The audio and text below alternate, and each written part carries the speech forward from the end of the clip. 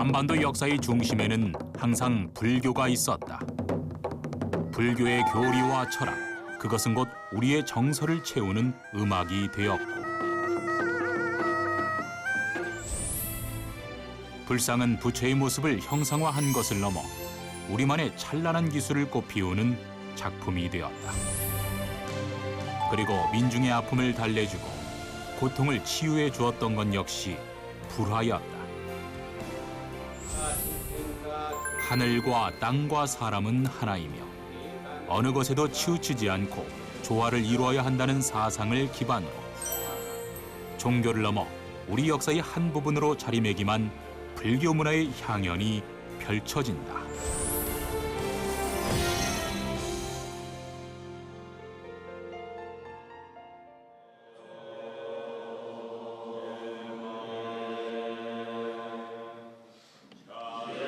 기원전 624년 음력 4월 8일 북인도 카필라 왕국에서 왕의 아들 고타마 시다르타가 태어났다.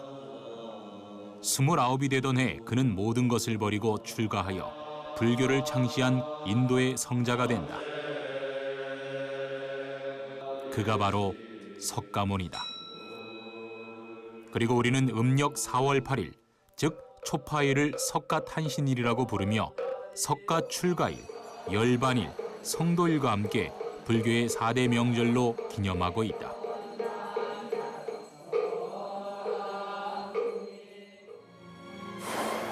석가모니는 5명의 제자와 함께 고행길에 오른다. 그러나 6년간의 고행 끝에 깨달음을 얻고 부처가 된다. 해탈의 경지에 오른 석가모니는 고행을 함께했던 제자와 함께 설법을 통해 교단을 설립한다.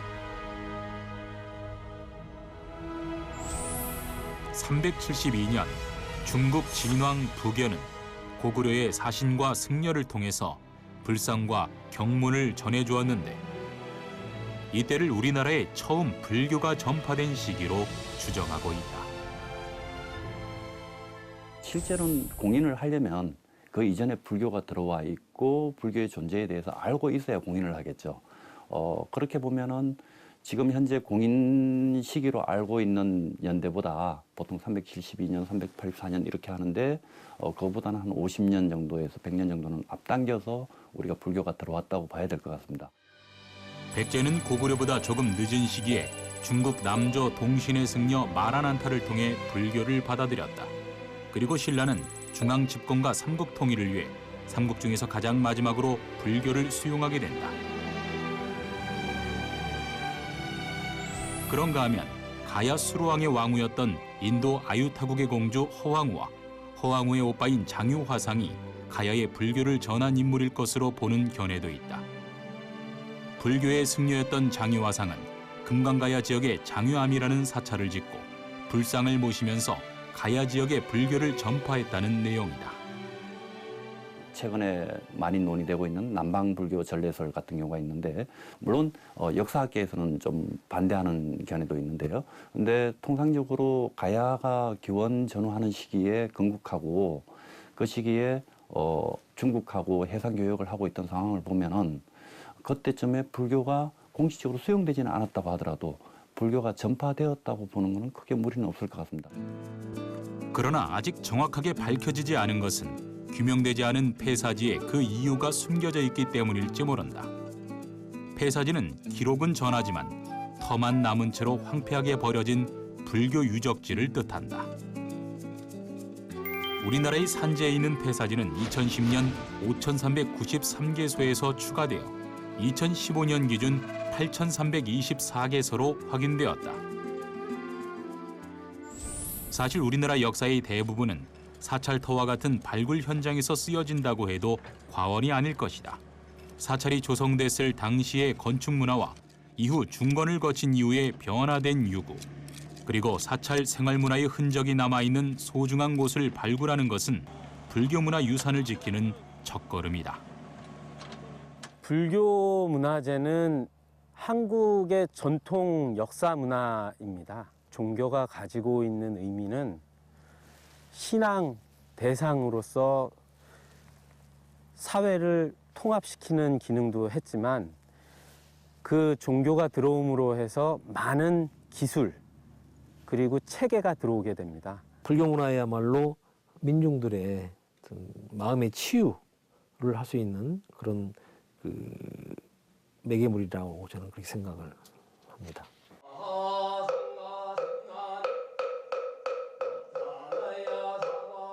중국에서부터 전래되었지만 차츰 우리만의 것으로 발전시키면서 찬란하게 꽃피어 나간 불교 문화. 문화는 불교의 교리에 어떤 영향을 주는 것일까? 그 중에서도 건축물에는 어떤 불교 역사가 담겨 있는 것일까?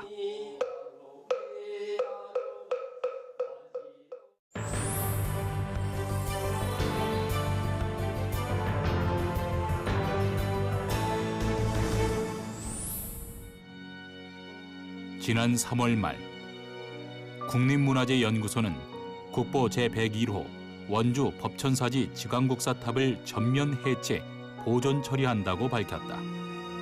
고려시대 국가에서 최고의 승려에게 내리는 칭호, 왕사와 국사. 지광국사탑은 지광국사의 사리탑인데 정교하고 화려한 조각으로 고려시대 사리탑의 걸작이라는 평가를 받고 있다.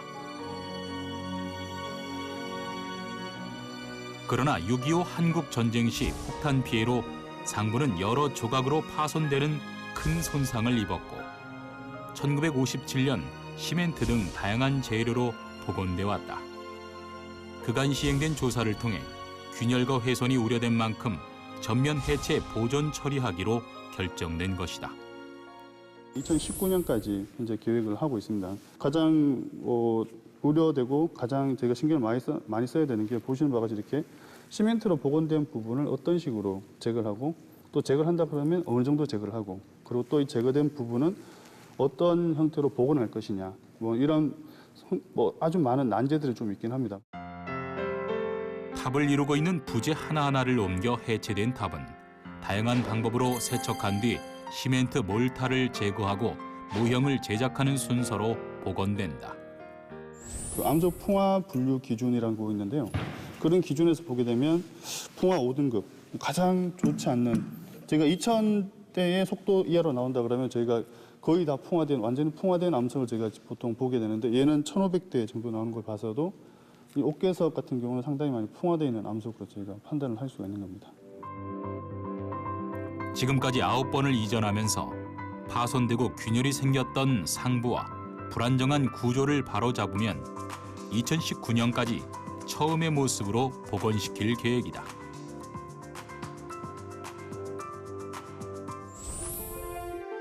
석가모니는 40년 동안 거리에서 세상 사람들을 가르치다가 80살의 나이로 세상을 떠나는데 석가모니 시신은 화장한 뒤 유골을 나누어 인도 곳곳에 탑을 세웠다.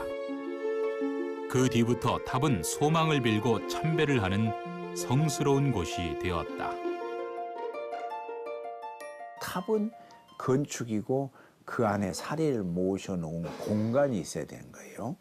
부처님을 상징하는 부처님의 사리를 모셔놓은 부처님의 몸으로 인식하고 가장 최고의 지존의 가치를 갖는 것이 탑이에요. 동아시아에서 규모도 가장 크고 역사적으로도 가장 앞서 있다는 평가를 받는 미륵사지 석탑. 미륵사지 석탑에서는 목탑과 석탑의 건축 양식을 모두 볼 수 있다는 점에서 특히 우리나라 탑의 역사에 빠질 수 없는 중요한 위치에 있다. 원래 미륵사에는 2개의 석탑과 하나의 목탑이 있었다. 현재는 1993년 복원된 9층 높이의 동탑이 들어서 있고 복원을 위해 해체한 서탑은 서쪽에 위치했던 것이다. 지난 2013년 11월부터 시작된 보수 정비는 2014년 12월까지 가설공사와 기초보강공사를 완료했다. 현재는 기단과 1층 탑신 부분을 진행하고 있는데 설계에서부터 가장 주안점을 둔 부분이 있었다. 해체하면서 이 탑의 축조 방법 또 구조적인 취약점 여러 가지 이제 복원에 대비한 붕괴 원인 이런 연구들을 진행을 해서 초석 위에 기둥을 세워 단층 기단을 만들고 탑심 위에 각층 몸도래는 모서리마다 기둥을 세워 놓았는데 아래는 넓고 위가 좁아지는 민흘림 기법을 사용하였다. 석탑의 재료로는 화강암을 사용하였는데 목조 건축의 요소는 살리되 목재가 가지는 재료적 구조적 취약성을 보완하여 화강암이라는 재료를 선택한 백제인들의 지혜가 엿보이는 대목이다.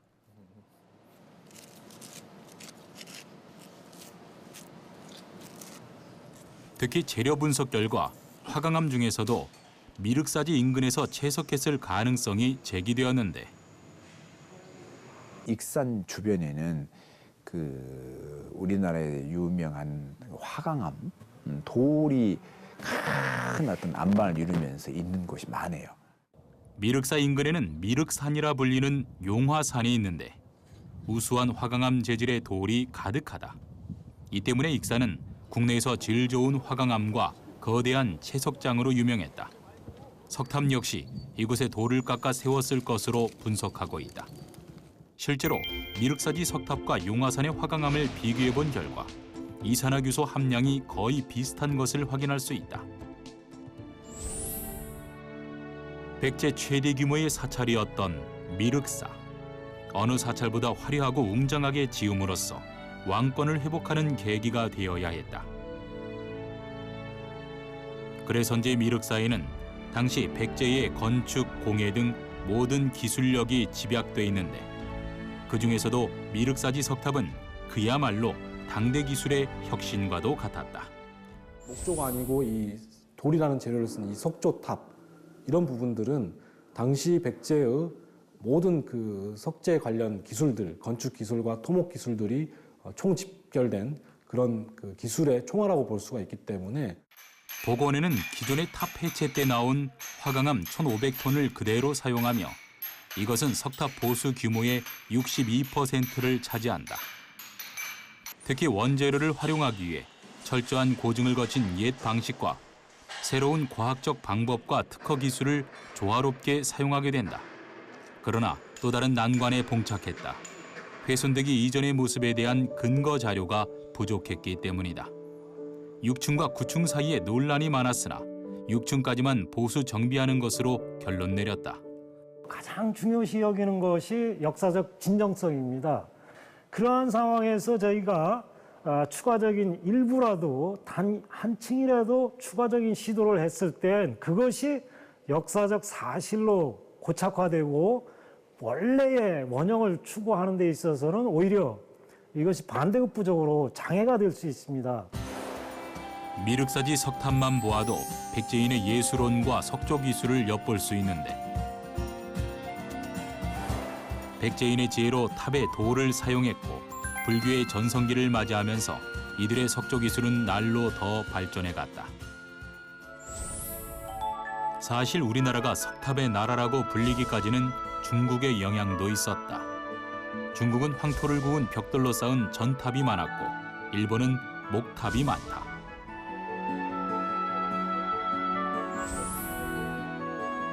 우리나라는 황토가 흔치 않았기 때문에 돌을 벽돌처럼 깎아 전탑의 양식을 흉내내다가 석탑 형태로 바뀌게 된다. 결과적으로 봤을 때 이 우리나라 백제에서 발생한 석탑이라는 것이 고대 우리나라 불교 미술에 굉장히 중요한 비중을 차지합니다. 그러니까 돌이라는 재질로 석탑을 만들다 보니까 굉장히 많은 탑들이 지금까지 남아있게 되고 결과적으로 봐서는 한중일 삼국 가운데 고대 탑은 가장 많이 남아있게 되는 거죠. 백제에서 완성된 석탑은 통일 신라가 되면서 그 기술이 그대로 전개된다. 신라에서는 가문사에 처음으로 석탑이 세워지는데 재료만 석재일 뿐 목탑 구조를 따랐던 미륵사지 석탑과는 달리 가문사지 석탑은 복잡한 목조 구조를 단순화시켰다. 특히 서탑과 동탑이 각각 해체 복원되는 과정에서 사리장엄구 등 다량의 공예품이 발견되었는데 이를 통해 가문사지 석탑의 뛰어난 예술성이 다시 한번 입증되었다.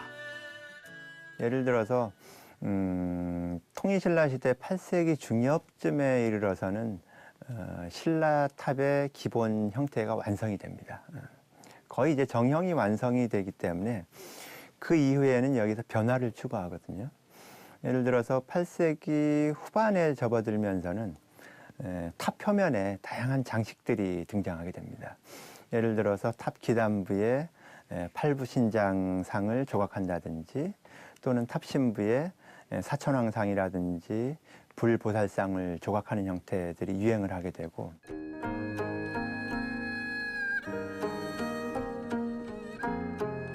통일신라를 거쳐 고려시대로 가면서 불교는 전성기를 맞이하고 석탑의 양식에도 변화가 나타난다.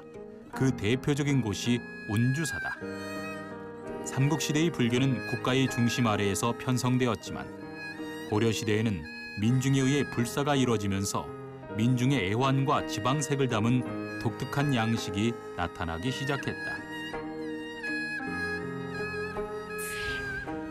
특히 운주사에서는 고려시대의 특징이 잘 나타나는데 신증 동국 여지승남에서 운주사의 천불천탑에 관한 기록을 찾아볼 수 있다.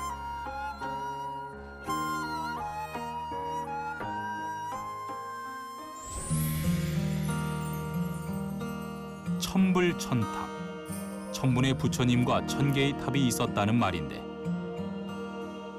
불가에서 천이라는 것은 가득한 숫자를 일컫는 것이다.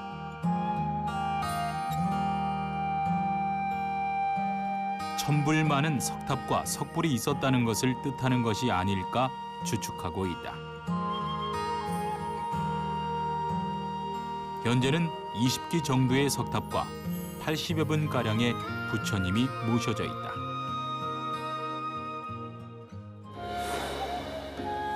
(9세기) 신라시대 도선국사가 도력으로 천상의 석공을 불러다가 하루 만에 천불천탑을 조성했다는 창건설화가 전해지는데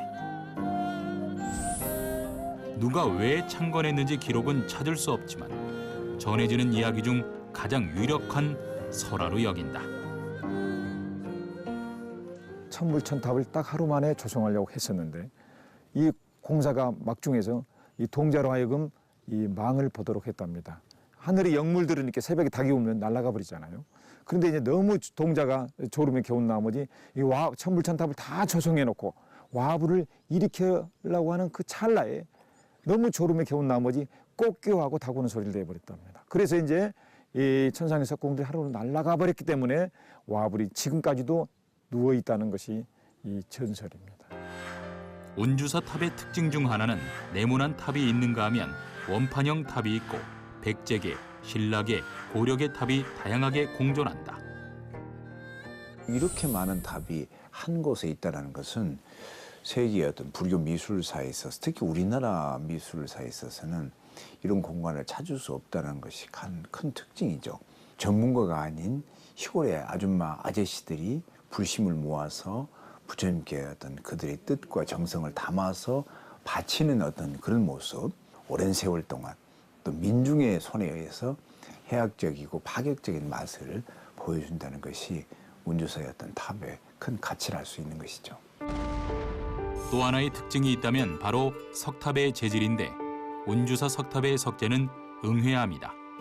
화산재가 떨어져서 위에서 눌려 생성된 암질인데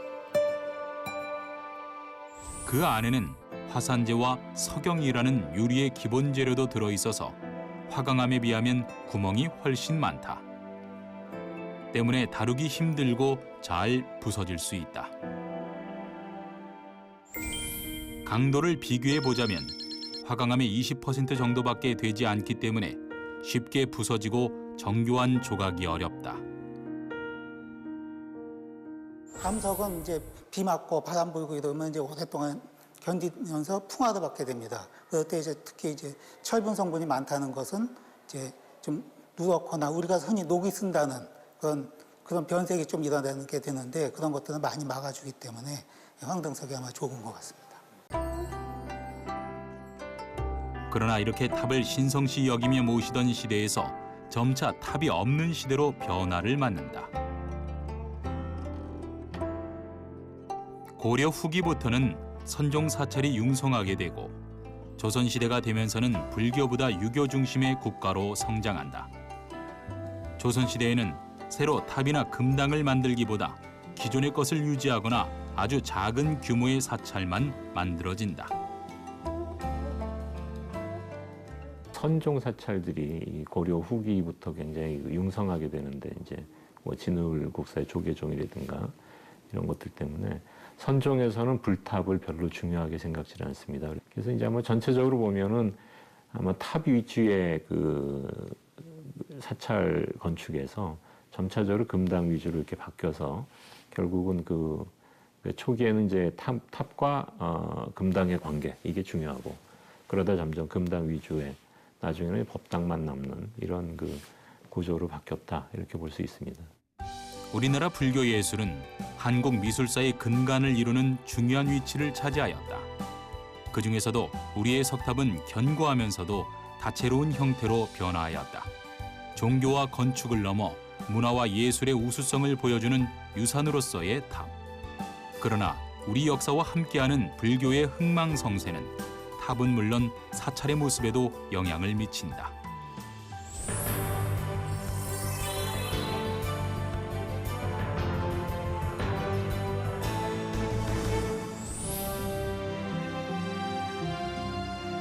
고려시대 불교의 마지막과 성리학의 나라 조선의 과도기에 있었던 회암사. 동방에서 손꼽히는 아름다운 사찰로 평가받았던 회암사는 특이하게도 조선의 왕실 사찰이었다. 당시 규모는 만여 평으로 262칸의 전각과 15척에 달하는 불상이 7구 그리고 10척의 관음보살상을 모시고 있을 정도였다. 인도 출신의 지공선사가 고려를 방문해 불교 사상을 전파할 때 회암사 터를 잡았고 그 제자 나홍선사가 회암사를 대대적으로 중창했다.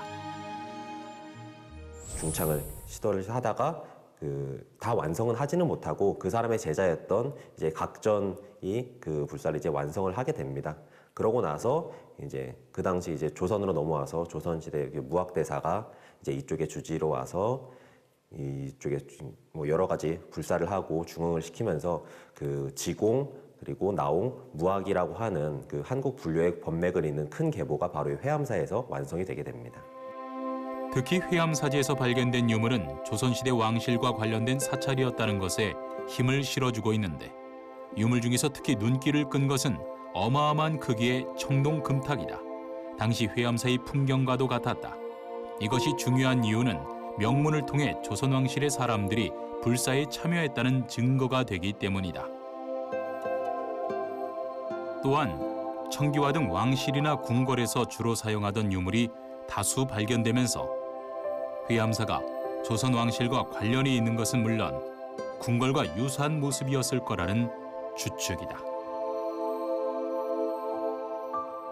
회암사는 그런 탄압을 피해서 이제 성장을 할 수가 있었습니다. 그 회암사는 원래 그 이전부터 사실 고려 시대 때부터 굉장히 좀 명망이 어느 정도 있었던 그런 사찰로 알려져 있습니다. 1174년 고려 명종 때 금나라 사신이 우리나라에 왔다가 회암사에 들렀다는 기록으로 볼 때 이곳의 규모나 위세를 짐작할 수 있다. 게다가 회암사의 구조는 고려시대 궁궐 배치도와 굉장히 유사한 형태를 띠고 있는데 남북으로 층층이 단이 있고 남쪽에는 회랑을 두었다. 또한 주요 건물 앞에는 의식과 경연 공간인 월대가 조성돼 있는데 이것은 경복궁 근정전이나 창덕궁 인정전과 같은 궁궐의 중심 건물에서 볼 수 있는 양식이다. 굉장히 많은 건물들이 있게 되잖아요. 그런 이제 질서를 잘 잡아 나가서 하나하나가 다 이렇게 독립적이지만 또 전체적으로도 질서가 있는 이런 모습을 가진 하여튼 거의 마지막, 이 전성기의 마지막 이 불전이라고 좀 볼 수 있고 회암사를 잘 연구하면은 고려 시대의 어떤 그 불교 건축의 총 집합체라고 할 수 있기 때문에 그런 부분을 좀 잘 볼 수 있을 것 같아요. 삼국시대에는 나라별로 사찰의 가람 배치가 조금씩 차이를 보이는데 고구려의 경우 탑이 하나고 금당이 3개인 1탑 3금당 형식을 취했고 백제는 당하고 탑이 하나씩 들어온 1탑 1금당 형식을 보인다. 신라시대는 불교를 늦게 받아들여서 특별한 형식을 보이지 않다가 통일 신라시대에 와서야 금당이 하나 있고 탑이 2개 있는 쌍탑 가람 형식으로 변화한다.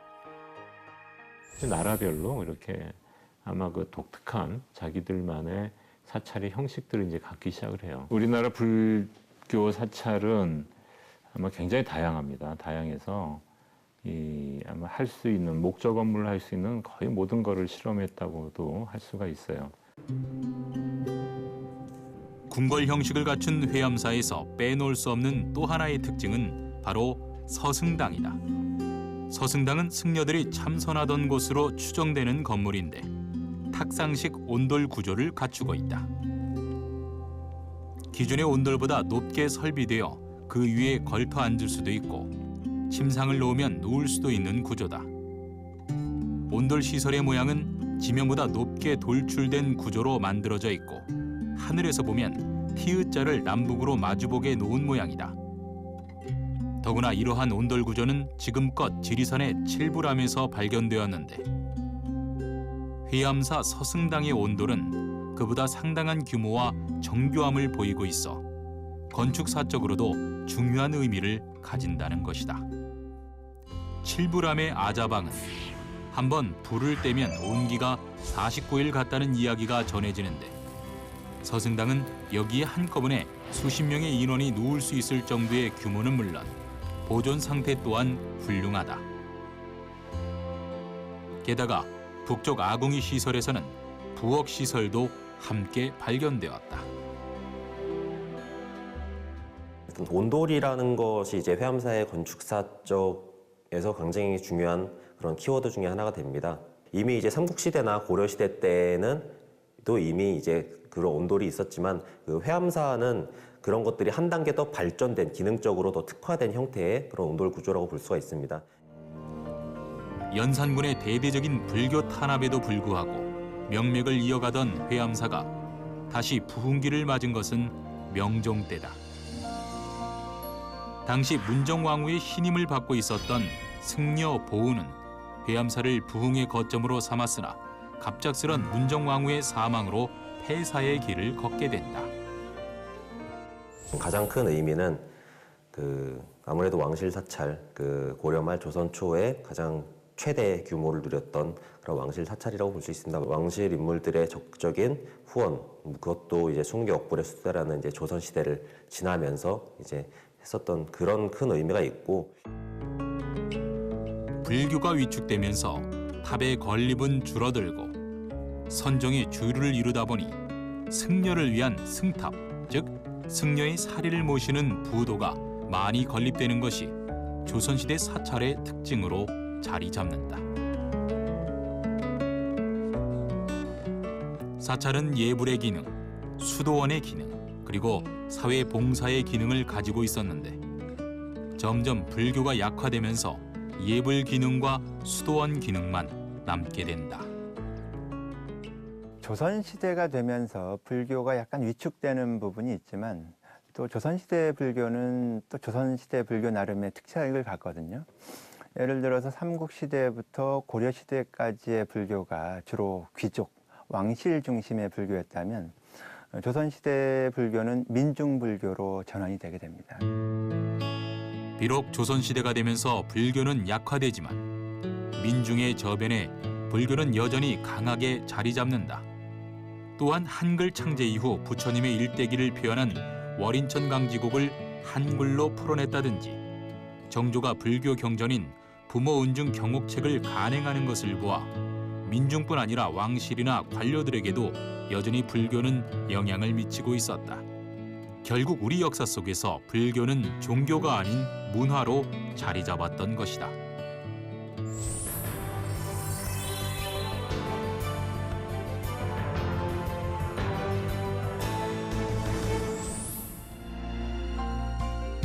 불국사 사주문.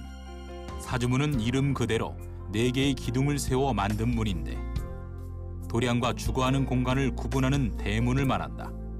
단청은 사찰이나 궁궐의 건물을 화려한 문양으로 장식하는 것을 말하며 그야말로 목조 건축의 꽃과 같다.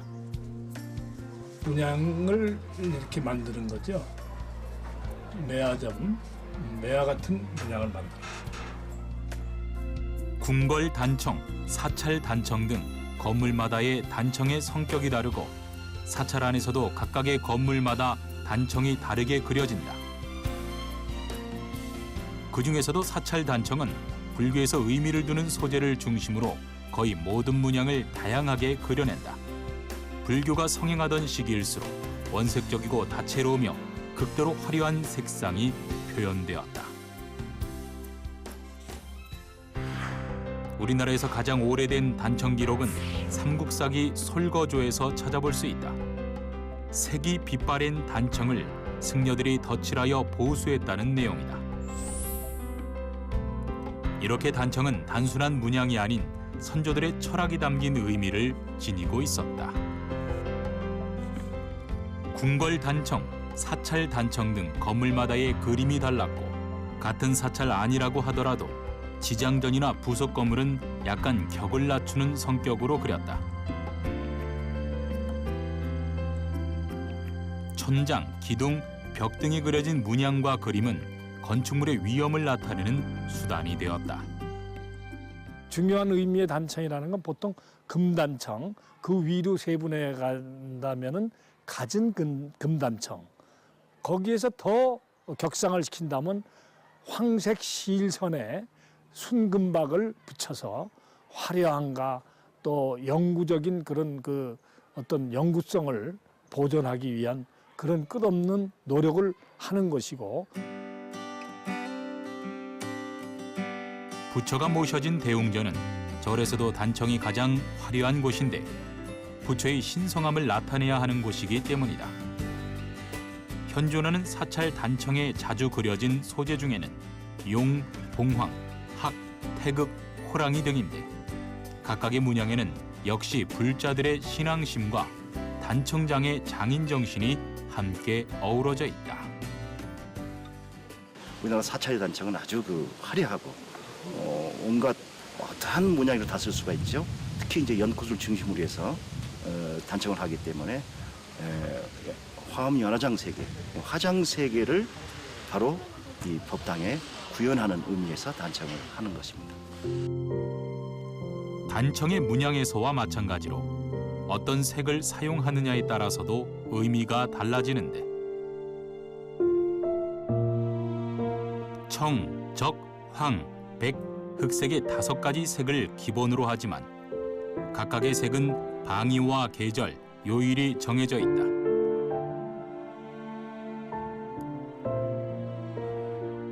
또한 오방색은 우주를 이루는 5가지, 즉 오행을 상징하는데 이것은 우주 만물과 자연의 이치를 담고 있는 것이었다.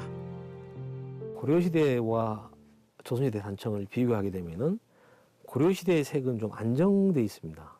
색들이 화려하거나 막 그러지 않고 격조가 좀 유지됐다 한다면은 조선시대 오게 되면 색이 좀 다양하게, 그러니까 노란색, 파란색, 붉은색 이런 게 쓰면서 색이 더 화려해지는 그런 경향을 좀 볼 수가 있죠.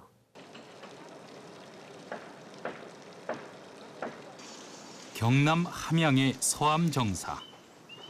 대체로 단청은 청색 계열이 주류를 이루는 데 반해 서암정사의 대웅전은 붉은색 계통이 주류를 이루고 있다.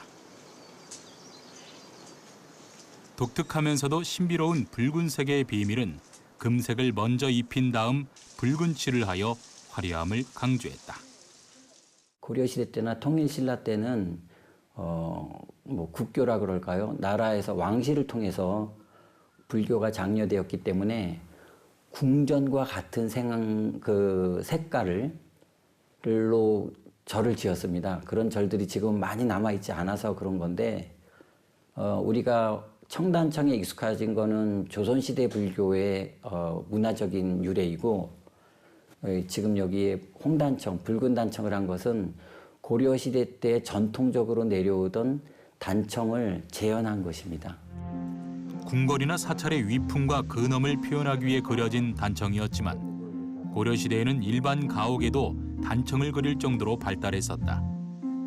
그러나 천연 안료를 수입하는 것에 어려움이 있었고 결국 민가에는 단청을 하지 못하게 막기도 했다. 결국 단청은 궁궐 사찰에 한정되기 시작했다.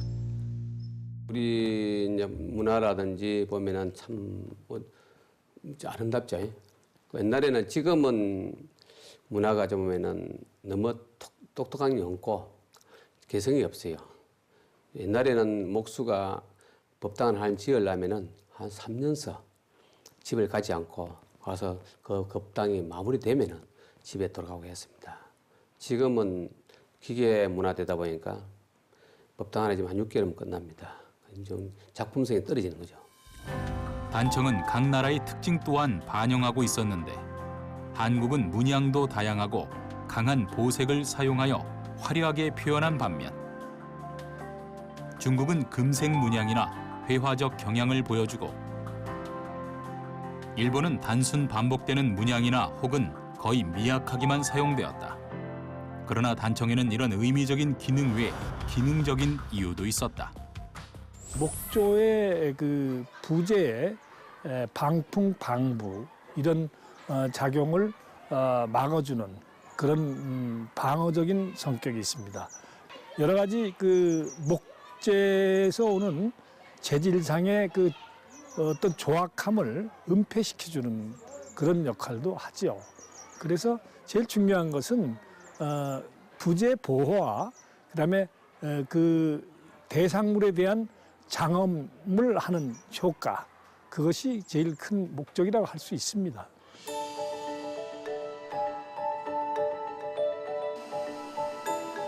천연 안료는 뇌록석이라는 원석에서 채취해 만들었는데 우리나라에서 뇌록은 경북 포항의 산지에서만 유일하게 채취할 수 있다.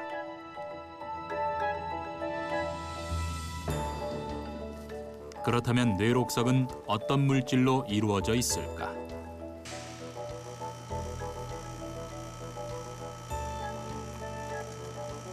뇌록석의 성분을 분석해 보았다. 뇌록석을 구성하는 광물의 입자는 매우 단단하고 셀라도나이트 입자를 중심으로 그 사이를 점토 광물들이 채우고 있는데 성분 분석 결과 천연 안료에서만 발견되는 화학 성분이 검출되었다.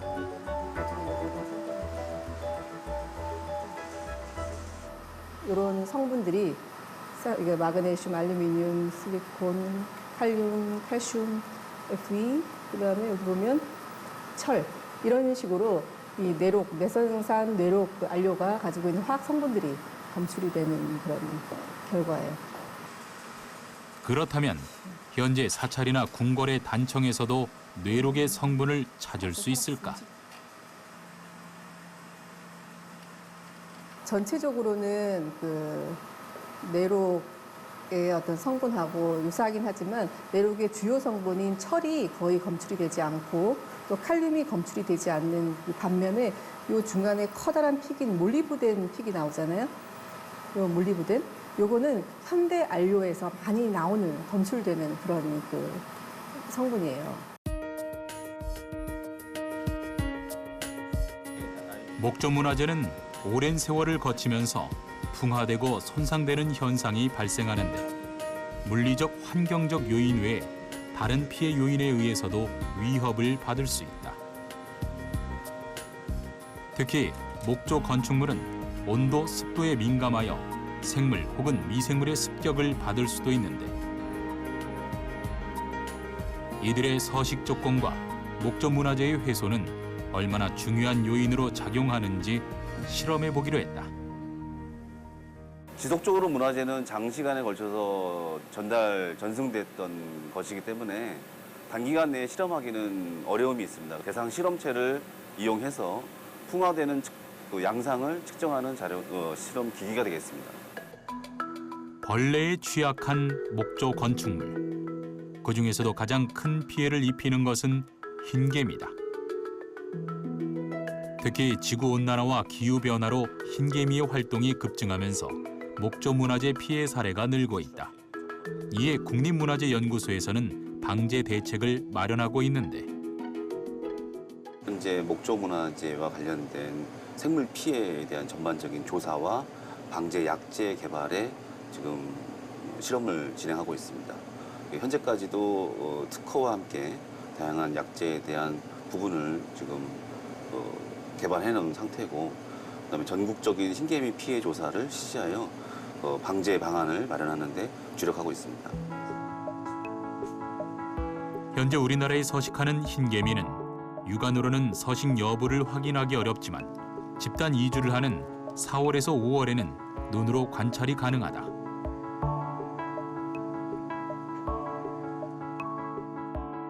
방제 작업으로는 토양에 약을 치거나 건물에 약품을 바르고 또는 군체를 제거하기 위한 시스템 등 여러 가지 방법이 동원되는데 최대한 문화재가 손상되지 않도록 총력을 기울이고 있다. 목조문화재에 가해하는 곤충들이 여러 종류가 있는데요. 그중에서도 흰개미라는 곤충이 목조문화재의 피해를 가장 많이 주고 있습니다. 현재 제주도부터 강원도까지 다양하게 분포가 되고 있고, 중요 목조문화재들에 대해서 저희들이 국립문화연구소가 정기적으로 조사하고 있고, 현장에서 흰개미를 채집한 다음에 그 형태적인 동종을 통해서 흰개미가 유입되는 경로들을 파악하는 데 주력하는 연구를 하고 있습니다. 안료가 부스러지거나 떨어져 나가는 것을 방지하기 위해 접착제로 강화시키고 보강 처리한 부분에 대해서는 생맞춤을 진행한다.